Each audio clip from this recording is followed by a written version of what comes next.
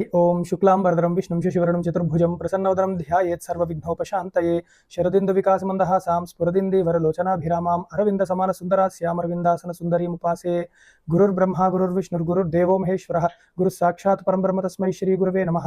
श्रुतिस्मृतिपुराणानामालयं करुणालयं नमामि भगवत्पादं शङ्करं लोकशङ्करं सदाशिवसमारम्भां शङ्कराचार्यमध्यमाम् अस्मदाचार्यपर्यन्तां वन्दे गुरुपरम्पराम्।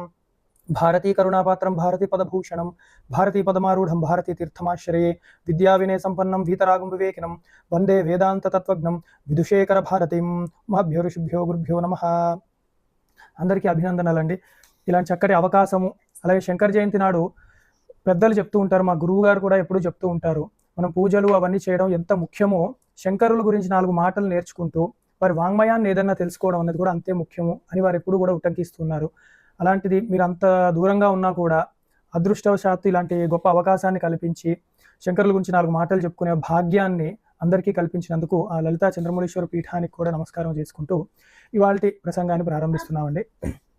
శంకరాచార్యుల వారు మనకి భారతదేశానికి ఒక మణిమకుటం లాంటి వారు, అందులో ఏ సందేహము ఎవరికీ లేదు।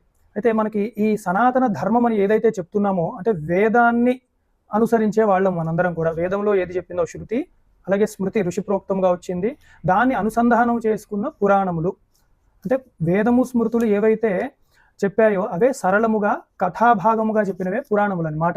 ఈ శృతి స్మృతి పురాణానం ఆలయం కరుణాలయం। అందుకే మీరు శంకరుల యొక్క వాంగ్మయం చూస్తే ప్రతి స్తోత్రం కానీ ఏది తీసుకున్న భాష్యం కానీ ఆ ఒక పంక్తిని తీసుకుని మళ్ళీ ఈ వేదంలో కానీ స్మృతుల్లో కానీ పురాణాల్లో కానీ ఖచ్చితంగా చూపెట్టచ్చు అన్నమాట।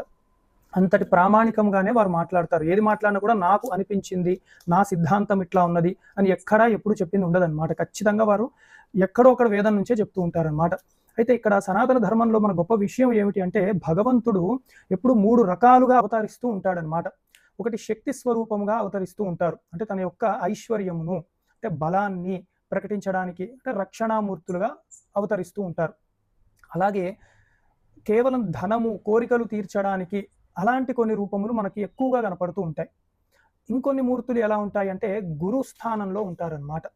అదే ఉదాహరణకు చెప్తే ఒక నారాయణమూర్తి హయగ్రీవుడుగా, దక్షిణామూర్తిగా శివుడు, అలాగే శారదాంబగా అమ్మవారు, ఇలాగా మనకి అనేకములుగా దేవతా అవతారములు ఉన్నా కూడా వారు ఎప్పుడు గురుస్వరూపములను ఎంచుకుంటూ ఉంటారు। ముఖ్య ఉద్దేశం ఏమిటి అంటే చెప్పిందంతా వేదంలో కానీ వేదాంతంలో కానీ బ్రహ్మ విద్య అంటే ఆ పరబ్రహ్మము గురించే చెప్పబడి ఉన్నది।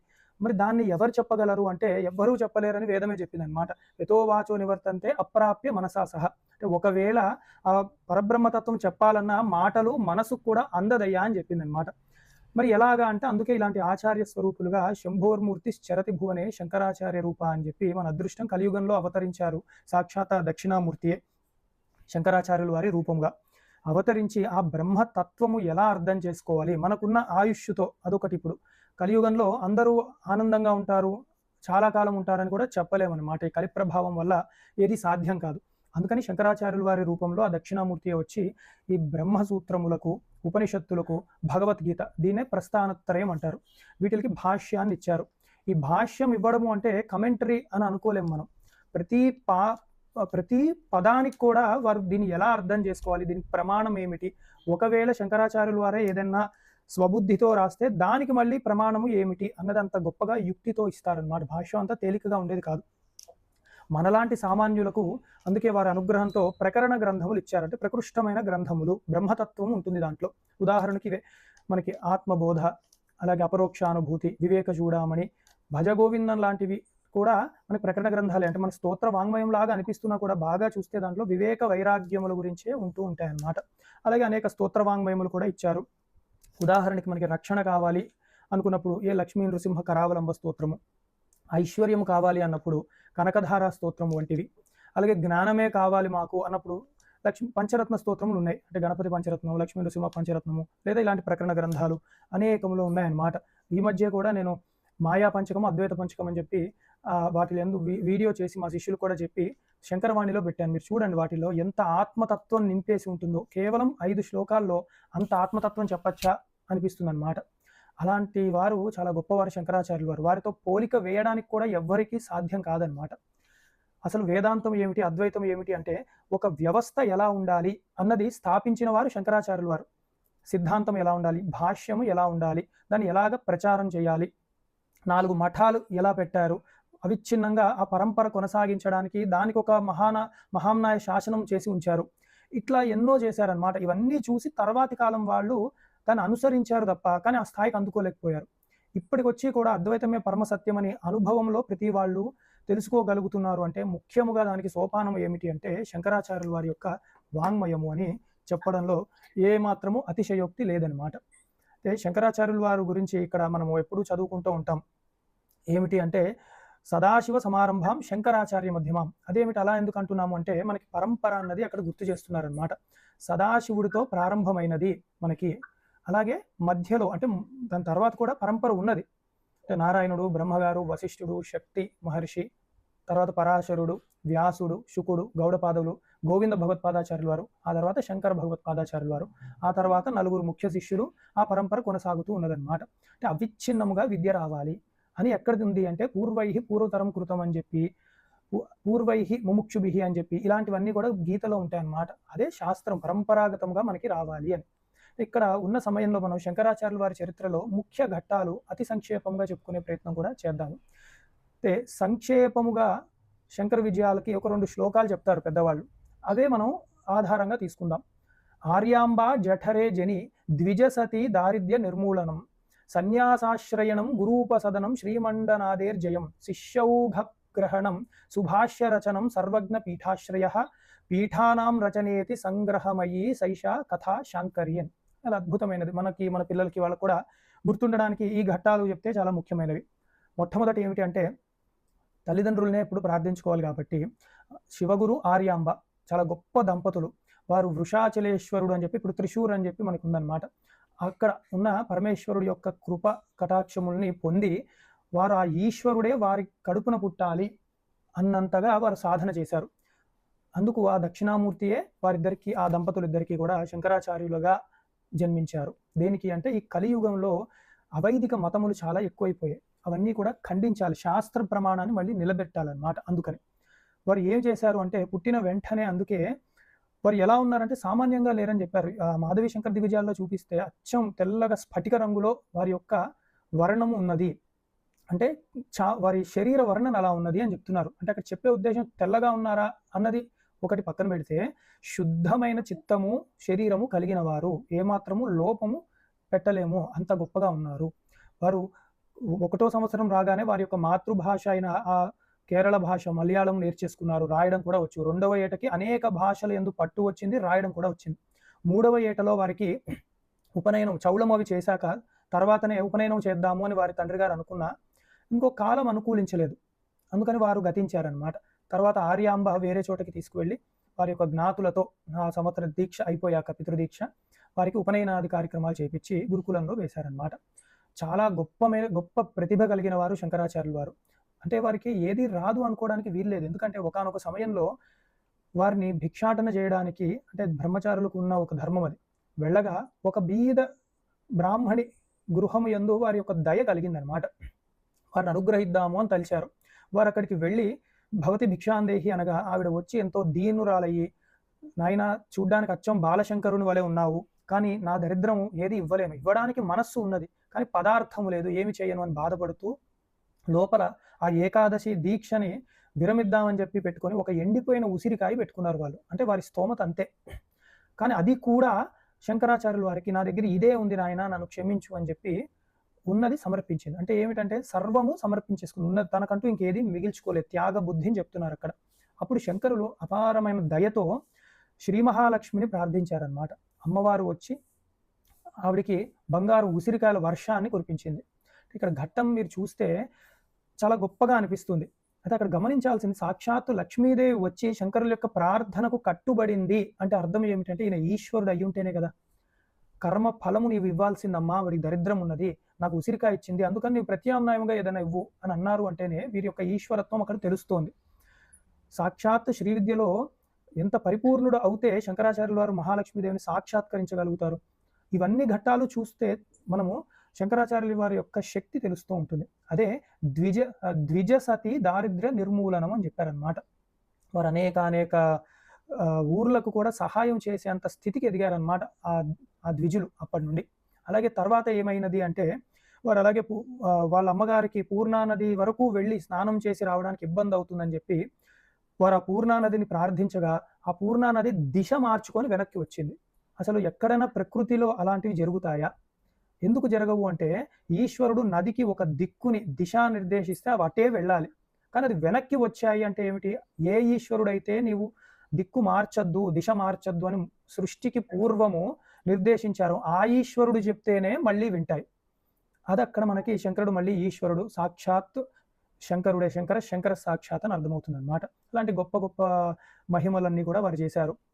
కానీ వారికి ఎప్పుడు కూడా తీవ్ర వైరాగ్యంతో ఉన్నది. అందుకే చూసారా, త్యాగ బుద్ధితోనే వారు చేశారు. కానీ ఇప్పటి వరకు వారు ఇంత గొప్ప మహిమలు చేసినా వారి గురించి ఏది చేసుకోలేదు. ఎవరో బీద బ్రాహ్మణునికి ధనము కావాలని, అట్లాగే వాళ్ళ అమ్మగారికి పుట్టినందుకు ఆ ఇంట్లో ఏదో ఒక రుణము తీర్చుకోవాలి, సేద తీర్చాలి తల్లిగారికి అని చెప్పి అలా చేసిన వారే. కానీ వారి యొక్క గొప్ప సంకల్పం ఏమిటి అంటే ఆ బాలశంకరుడికి అంటే ఆరేళ్ళు సుమారుగా 7 ఏళ్ళు ఉన్న శంకరుడు ఆయన సన్యాసం తీసుకోవాలని ఒకానొక సమయంలో నిర్ణయించుకుని తల్లికి అడిగితే తల్లి అన్నారు, లేదు మనకి బంధువులు ఎవరు దగ్గర లేరు, అలాగే మీ నాన్నగారు గతించారు కాబట్టి నీ ఒక్కడివే దిక్కు, నీవు ఉండవలసినదే, చక్కగా వంశము కొనసాగించాలి అని. కానీ ఆయన ప్రణాళిక వేరే ఉన్నది, లోక కళ్యాణార్థం. అందుకే ఒకానొక సమయంలో వారు కూడా స్నానం చేద్దామని వెళ్ళగా ఒక ముసలి కాలుని పట్టుకున్న ఘట్టం మనకి తెలిసినదే. అప్పుడు వారు ఆతురత సన్యాసం అని అప్పటికప్పుడు తల్లిగారిని అడిగారు, నీవు నన్ను ఇప్పుడు సన్యాసం తీసుకోమని అడిగితే అహింసా పరమోధర్మ అనే ఒక ప్రమాణం నేను తీసుకుంటాను కాబట్టి ఒకవేళ ఆ ముసలికి ఆలోచన ఉంటే వదిలేస్తుంది ప్రకృతి కాబట్టి ఈశ్వరుడు ఆ దయ చూపెట్టచ్చు.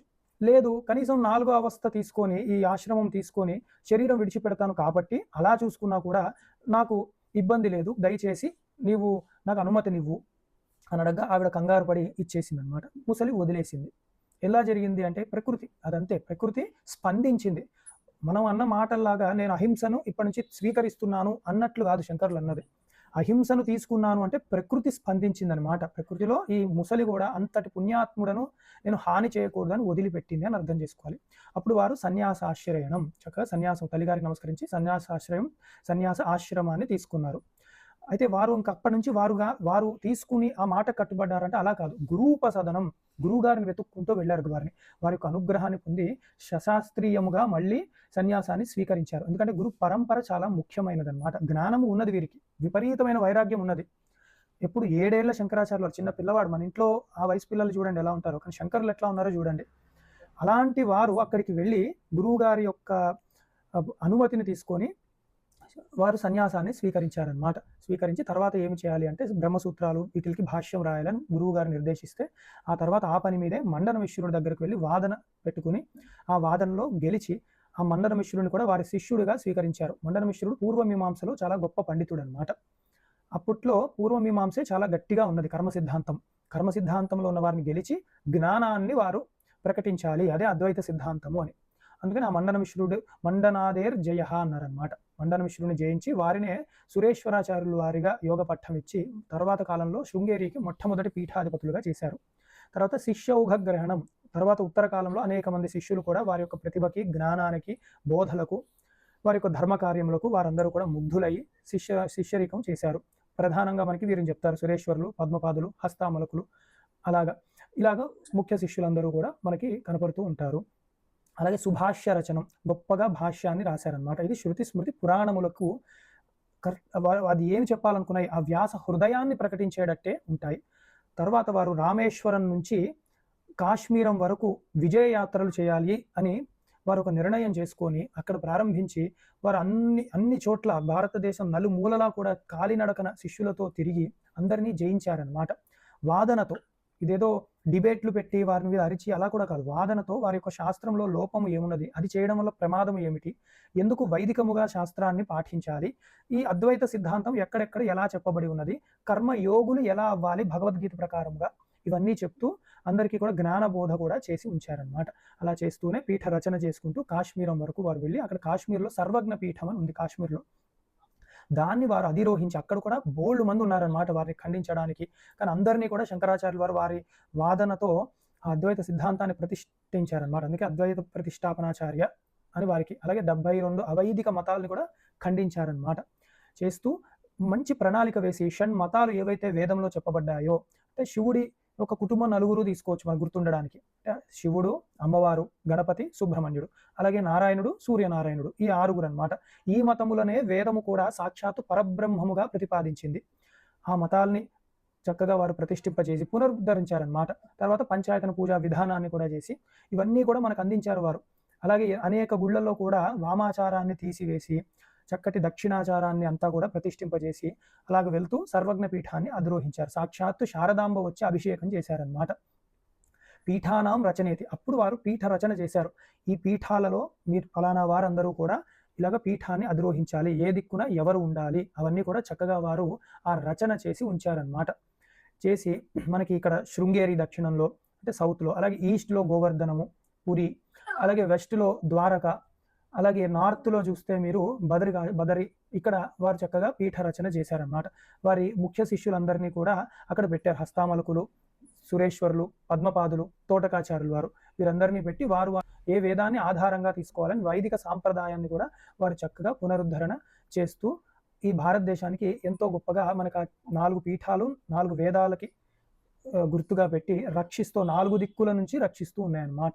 అలాగే అట్లాంటి శంకరాచార్యుల వారికి మనము నమస్కారం. అదే అంటున్నారు అన్నమాట, సంగ్రహమయ్యి సైషా కథాశాంకరి, ఇది చాలా సంగ్రహముగా చెప్పుకునే శంకర దిగ్విజయములు అని చెప్తున్నారు. మనందరం కూడా అందుకే అవతీర్ణశ్చ కాలట్యాం కేదారేంతర్హితాయచ చతుష్పీఠ ప్రతిష్టాత జేతో శంకరో గురుహు అని అత్యద్భుతంగా కూడా పెద్దలు ఇచ్చారు. అంటే కాలటిలో అవతరించి కేదారం వరకు కూడా వారు విజయయాత్రలు చేసి అక్కడ వారు సశరీరముగా శివరూపాన్ని ధరించి మాయమైపోయారన్నమాట. అంటే అంతర్ధానం అయ్యారని, మాయమైపోయారు అంటే అవ్యక్తంలోకి వెళ్ళిపోయారు, అంతటా విదేహముక్తులు అయిపోయారు. చతుష్పీఠ ప్రతిష్టాత, 4 పీఠాలను ప్రతిష్ఠించారు. అట్లాంటి శంకరాచార్యులు వారు మాకు గురువులు, వారే మమ్మల్ని కాపాడాలి అని, అదే శారదే పాహిమాం శంకర రక్షమాం అని కూడా మనం ఎప్పుడూ నిరంతరం చదువుకుంటాం. శారదాంబ అంటే విద్యా తల్లి, అధిష్టాన దేవత మమ్మల్ని కాపాడాలి, శంకరాచార్యుల వారు మమ్మల్ని కాపాడాలి అని చెప్పి నిరంతరం కూడా వారిని ప్రార్థిస్తున్నారు అని చెప్తూ ఇవాల్టి నా యొక్క ప్రసంగాన్ని ఉపసంహారం చేసుకుంటూ సర్వం శ్రీ గురుచరణారవిందార్పణమస్తు. స్వస్తి. శాంతి శాంతి శాంతి.